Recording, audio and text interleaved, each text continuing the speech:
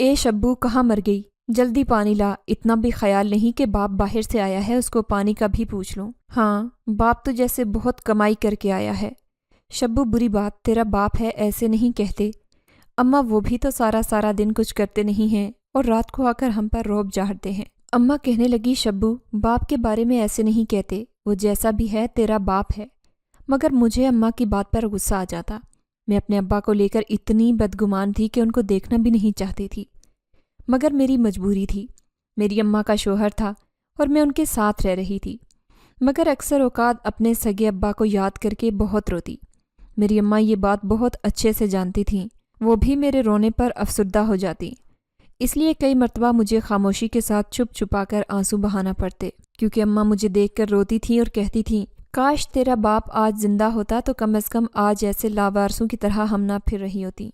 میں نے اماں کو کہا کہ اماں اب تو میرا دل جلا رہی ہے ایسی باتیں کر کے، غم نہ کر، میں ٹھیک ہوں، بس کبھی کبھار ابا پر غصہ آ جاتا ہے۔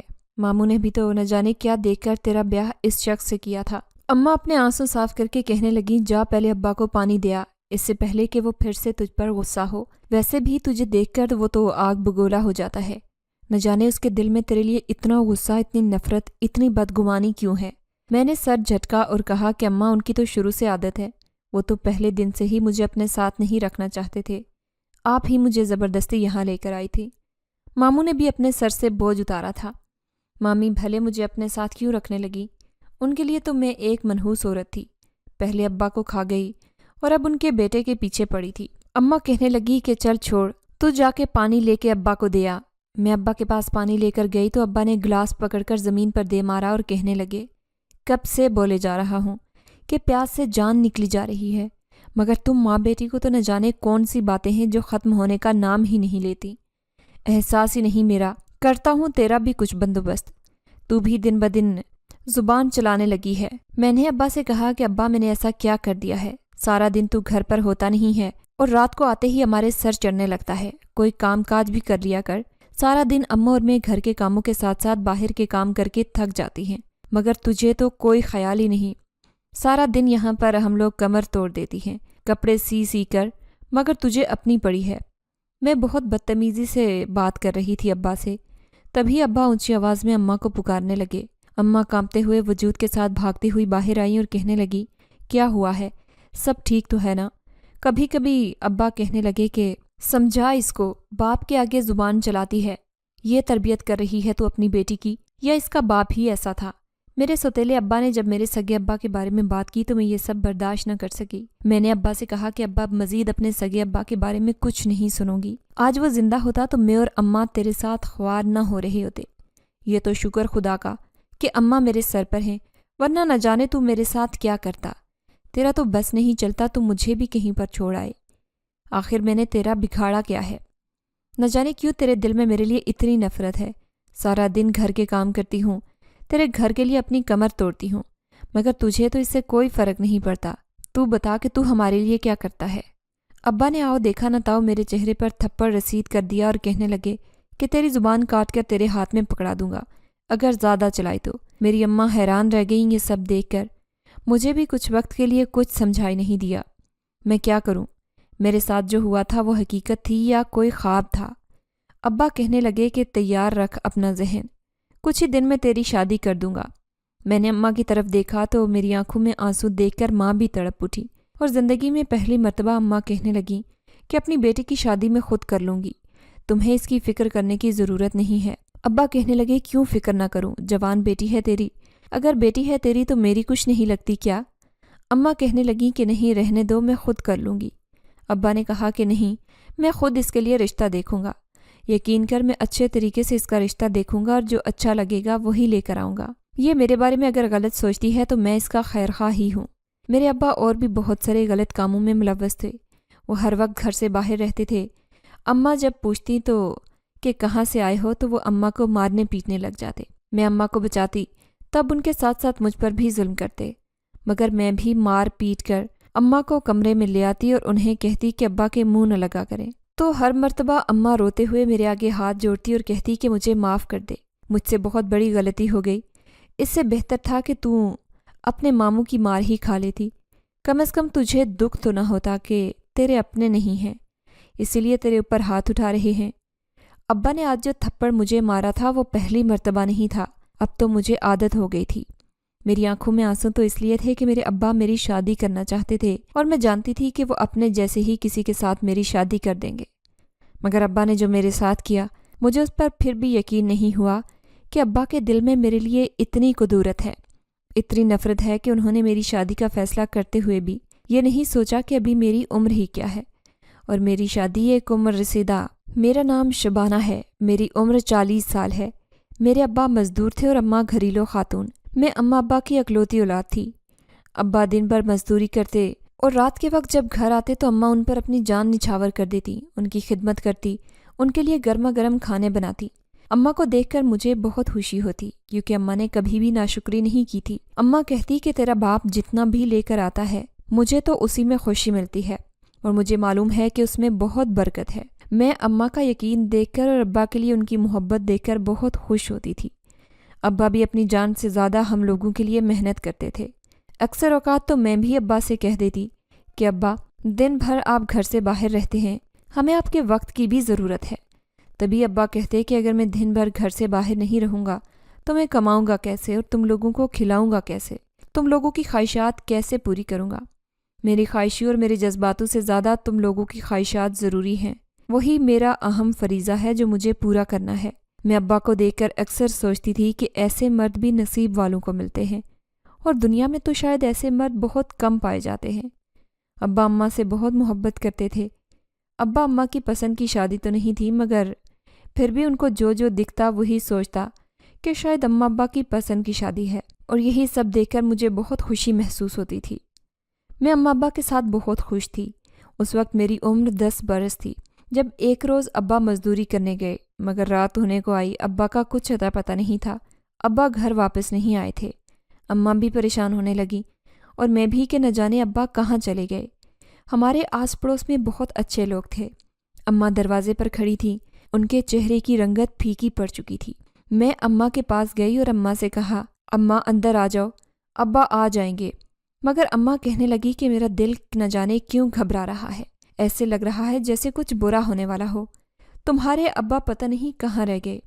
میں نے اماں سے کہا کہ ماں آپ زیادہ مت سوچیں، جتنا سوچیں گی اتنا ہی خود کے دماغ کو کھپائیں گی، بہتر یہی ہے کہ آپ اندر آ کر بیٹھ جائیں اور اللہ سے ابا کی خیریت کی دعا کریں۔ مگر آزمائشیں آتے وقت کہاں لگتا ہے۔ آدھی رات کا وقت تھا، اماں میرا سر اپنی گود میں رکھے تھپک رہی تھی جب اچانک سے دروازے کی گھنٹی بجنے لگی۔ اماں ایک دم چونک اٹھی اور کہنے لگی، خدا کا شکر ہے کہ تمہارے ابا آ گئے۔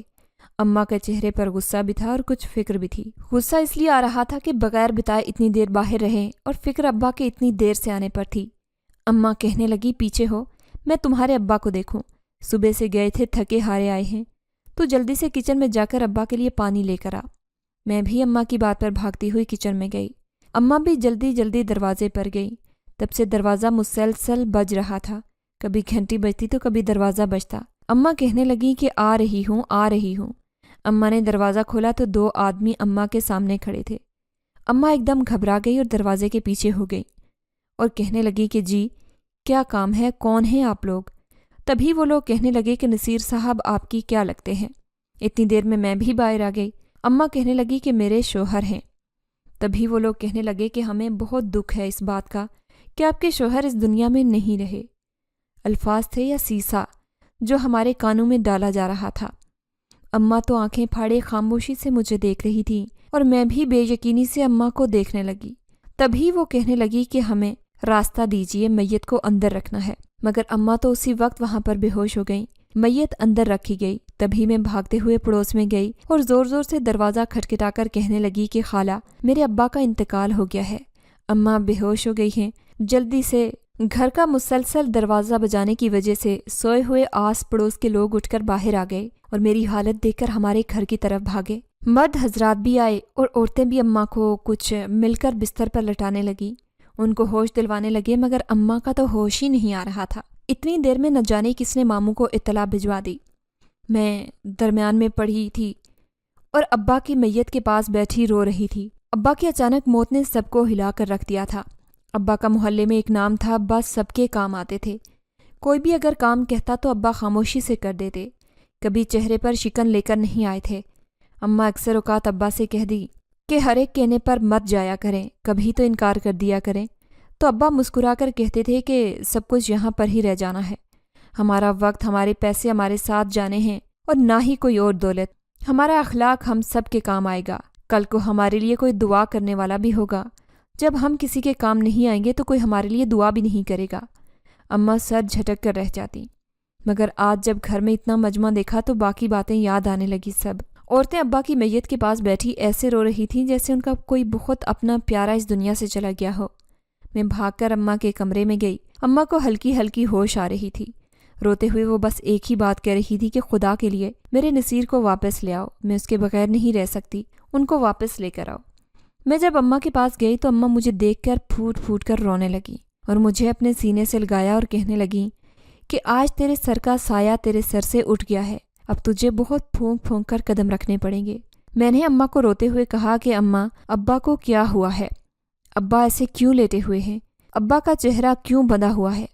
ان پر سفید کپڑا کیوں پڑا ہے؟ اماں میری باتیں سن کر زور زور سے رونے لگیں اور کہنے لگیں کہ بس کرتے ہو، میرا دل پھٹ جائے گا، تیری باتیں مجھے بہت تکلیف دے رہی ہیں، مجھے سمجھ نہیں آ رہا کہ تجھے کیسے پالوں گی، تیرے ابا ہمارے لیے سب کچھ تھے۔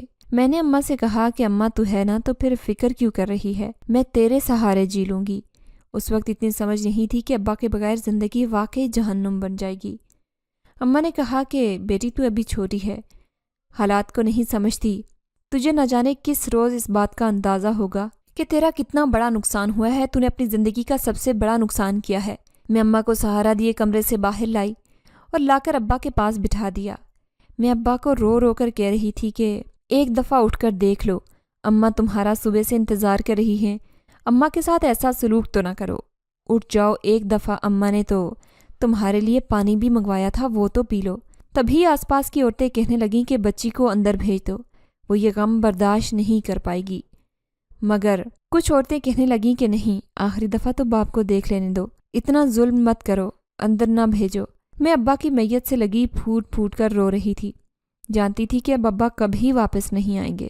اماں بھی ابا کے ساتھ لگی بار بار یہی کہہ رہی تھی کہ نصیر ایک دفعہ اپنی بیٹی کی طرف دیکھ تو لو، اس کا کون والی وارث ہے، کس کو اس کے پاس چھوڑ کر جا رہے ہو، میں اکیلی اس کی پرورش نہیں کر سکتی، میں کیا کروں گی، تنہا کیسے وقت گزاروں گی۔ ابا کا جنازہ صبح کے وقت تھا اور ساری رات اماں کو ماموں کا انتظار تھا، میرے اکلوتے ماموں جو میری اماں کے بیوہ ہونے پر بھی نہ آئے تھے۔ اگلے روز بھی اماں انتظار کرتے کرتے تھک چکی تھی، شاید ان کے بھائی آئے ہیں اور ان کو سہارا دیں، مگر ان میں سے کوئی نہ آیا۔ اماں کا اکلوتا بھائی تھا، اماں کو بہت امید تھی کہ وہ ضرور آئیں گے، مگر جب وہ نہ آئے تو تھک ہار کر اماں نے ابا کا جنازہ اٹھانے کا کہہ دیا۔ آخر کتنا انتظار کرتے، اور میت کو اتنی دیر رکھنا اچھی بات نہیں تھی۔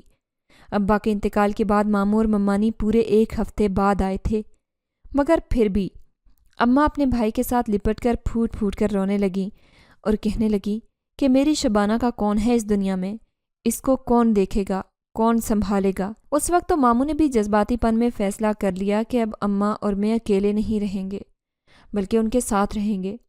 میں نے اماں سے کہا کہ نہیں اماں، ہمیں کہیں نہیں جانا، ہم ماموں کے ساتھ ان کے گھر نہیں رہیں گے، کیونکہ میں جانتی تھی کہ ماموں کا رویہ کیسا ہے، اور ممانی تو ہمیں ایک آنکھ نہیں بھاتی تھی۔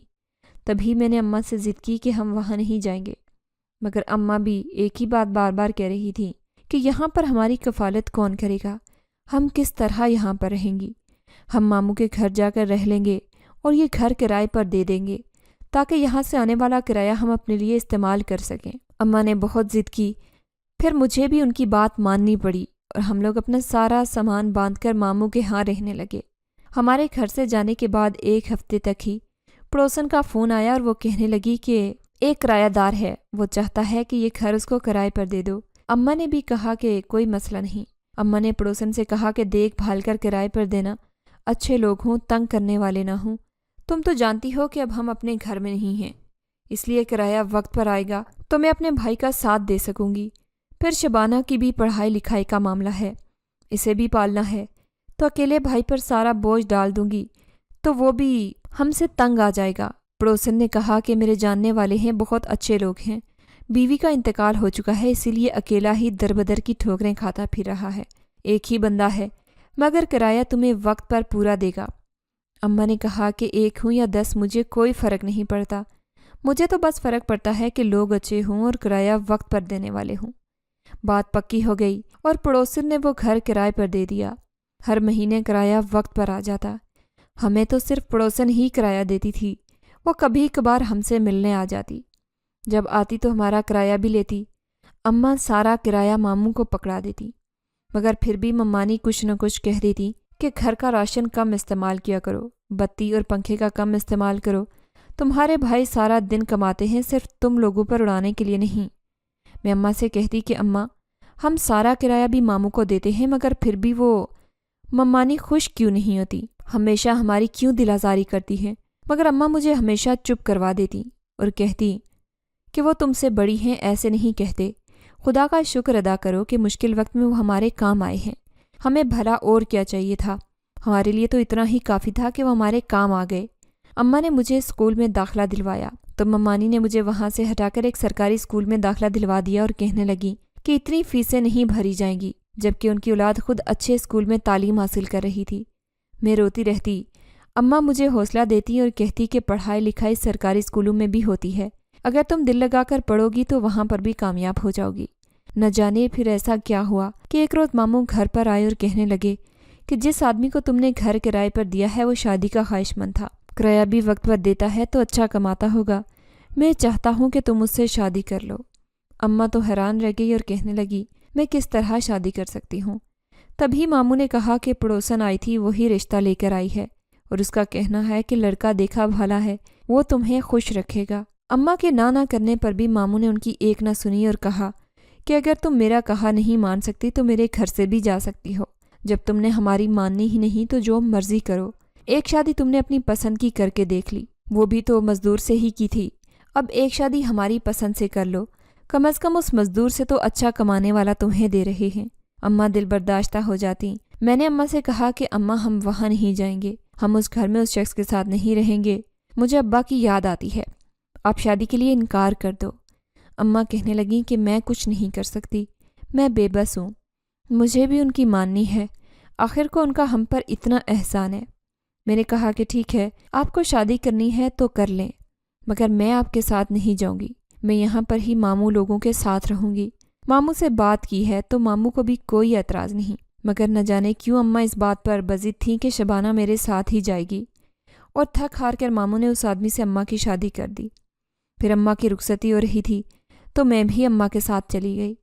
पहले तो कुछ रोज़ वो शख्स हम पर जान लुटाता रहा, फिर सारी बातें मानता, सारी ख्वाहिशात पूरी करता। मैं खुश रहने लगी थी कि शुक्र खुदा का कोई तो है जो हमारी सुनता है। अम्मा को नित नए कपड़े ला कर देता, अम्मा भी खुश रहने लगी थी। कुछ महीने गुजरे थे कि अचानक अब्बा घर पर आए और आकर कहने लगे कि तुम्हारी बेटी मुझे बहुत बुरी लगती है, हर वक्त ज़ुबान चलाती है, इसको काबू में रखो। अम्मा काफ़ी हैरान हुई और कहने लगी क्या हुआ है, शबाना से कुछ गलती हुई है क्या? तभी वो कहने लगी कि इससे पहले कि मैं इसको घर से निकाल दूं, बेहतर यही है कि इसको अपनी हद में रखो, इससे कहो कि अपनी हद ना पार किया करे, मुझसे ज़्यादा ज़ुबान ना लड़ाया करे। वक्त गुजरता गया और अब्बा ने आहिस्ता आहिस्ता हमें पैसे देना बंद कर दिए। अम्मा ने तभी कोई शिकवा नहीं किया और कपड़े सिलाई करने लगी और कहने लगी कि जितने भी खुदा दे हम राज़ी हैं। अब्बा भी मुझ पर हाथ उठा लेते। एक रोज़ अब्बा घर आए तो उनके साथ एक 60 साला शख्स था, यही लगभग अब्बा की उम्र का था। अम्मा काफ़ी हैरान हुई और कहने लगी कि इसको घर लेकर आए हो, जानते हो कि जवान बेटी है। तभी अब्बा कहने लगे कि कहा तो था कि तेरी बेटी की शादी मैं खुद करूँगा, यही वो आदमी है जिसके साथ तेरी बेटी की शादी होगी। अम्मा और मैं तो हैरान रह गए। मैं आंखें फाड़े उस बूढ़े आदमी को देख रही थी जो शायद मेरे बाप की उम्र का था। मैंने अम्मा का हाथ मजबूती से थाम लिया और कहा, अम्मा मैं यहाँ पर शादी नहीं करूँगी। मगर न जाने वो शख्स मुझे बार बार क्या कह रहा था, उसकी आंखों के इशारे मुझे बहुत बुरे लग रहे थे।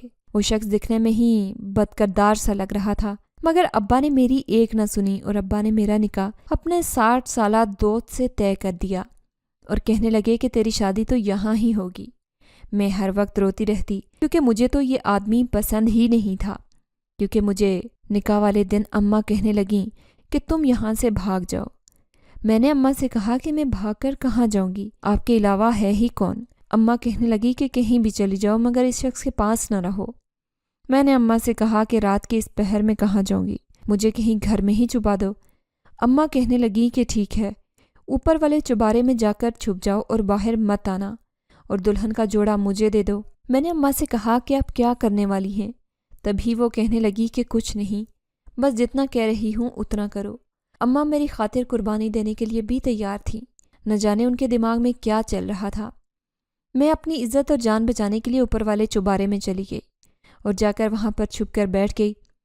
اماں خود دلہن کا جوڑا پہن کر میری جگہ سیج پر بیٹھ گئی، مگر جان تو تب نکلی جب اگلے روز اماں خوش ہو کر گھر آئی اور سیدھا چوبارے میں آ گئیں اور کہنے لگیں کہ ہمارے برے دن ختم ہو چکے ہیں، اب صرف اچھے دن ہی آئیں گے۔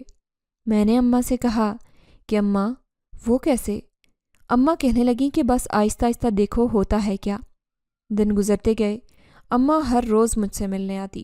ابا تو کئی دن اب گھر میں ہی نہیں رہتے تھے۔ میں نے اماں سے کہا کہ اماں ابا کہاں پر ہے، وہ نظر کیوں نہیں آتے؟ تو اماں کہنے لگی کہ وہ اپنی اصلی جگہ پر ہے جہاں اسے ہونا چاہیے تھا۔ میں نے اماں سے کہا کہ کیا مطلب اس بات کا؟ اماں کہنے لگیں کہ یہ راز کی بات ہے، وقت آنے پر تمہیں بتاؤں گی، مگر ابھی مجھے کچھ کام ہے اسی لیے میں جا رہی ہوں۔ اماں صبح کی گئی، شام کو گھر واپس آئی۔ اب یہ تو ان کا روز کا معمول بن گیا تھا۔ میں نے اماں سے کہا کہ اماں نکاح پر نکاح کر لیا ہے کیا؟ اماں کہنے لگیں کہ پاگل مت بن، میں بھلا ایسے کیوں کروں گی؟ میں نے کہا کہ اس روز پھر تم دلہن کا جوڑا پہن کر اس شخص کے گھر بھی تو گئی تھی، پھر کیا ہوا؟ اماں کہنے لگی کہ ہاں میں گئی تھی، ضرور تھی، مگر پھر جیسے ہی میرا گھونگھٹ اٹھایا اس نے تو مجھے دیکھ کر حیران رہ گیا اور کہنے لگا کہ تم کون ہو؟ میں نے کہا کہ میں اس لڑکی کی ماں ہوں جس سے تم نے شادی کے لیے اقرار کیا ہے، مگر میرے پیروں تلے سے زمین تب نکلی جب اس نے اپنی داڑھی اور بڑی بڑی مونچھیں اتاری۔ وہ کوئی بوڑھا آدمی نہیں تھا بلکہ وہ ایک پولیس کا آدمی تھا جو نکلی داڑھی مونچھ لگا کر تمہارے ابا کا دوست بنا پھر رہا تھا۔ تمہارے ابا غلط کاموں میں ملوث تھے، نشہ اور جوا کھیلتے تھے اور نشاور دوائیاں بیچا کرتے تھے، اس لیے وہ شخص جس سے تمہارا نکاح ہونا طے پایا تھا وہ تمہارے ابا کو پکڑنے کے لیے ایک بوڑھے آدمی کا کردار نبھا رہا تھا۔ آہستہ آہستہ تمہارے ابا سے دوستی کی اور اسے پیسے کا لالچ دے کر تم سے شادی کی خواہش کی۔ تمہارے ابا بھی یہی چاہتے تھے، اسی لیے انہوں نے بھی ہاں کر دی، اور آج پھر تمہارے ابا جیل میں سڑ رہے ہیں کیونکہ ان پر بہت سارے الزامات عائد کر دیے گئے ہیں۔ آج سے تم اور میں بالکل آزاد ہیں۔ آج کے بعد میں تمہیں کبھی کسی کے حوالے نہیں کروں گی۔ تم اور میں ہمیشہ اپنی زندگی خود جئیں گے، کسی کو بھی اپنی زندگی میں دخل اندازی کی اجازت نہیں دیں گے۔ ہم نے اتنا عرصہ لوگوں پر بھروسہ کر کے دیکھ لیا، ہمیں کچھ نہیں ملا، تو آج سے ہم لوگ بس اپنی زندگی گزاریں گے اور کچھ نہیں۔ اس روز کے بعد میں اور اماں خوشی خوشی رہنے لگے، اور پھر ایک دن اس پولیس آفیسر کا رشتہ میرے لیے آیا۔ اماں نے جھٹ سے ہاں کر دی اور آج میں اپنے شوہر کے ساتھ بہت اچھی زندگی گزار رہی ہوں، ویسی زندگی جس طرح کبھی اماں ابا کے ساتھ گزارا کرتی تھی۔